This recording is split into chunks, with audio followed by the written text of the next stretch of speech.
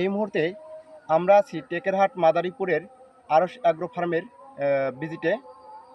আমরা এখন কথা বলবো এই ফার্মের যে মালিক, owner of Arosh agro farm, জনাব মোহাম্মদ ইনামুল খানের সঙ্গে। জনাব, কেমন আছেন? আলহামদুলিল্লাহ আছি ভালো। জনাব, আপনার এই বাগানে আপনি কি কি ফলের চাষ করতেছেন?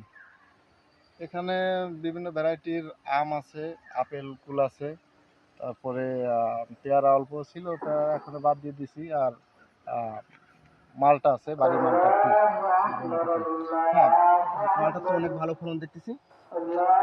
আমের ভিতর কি কি জাত আছে?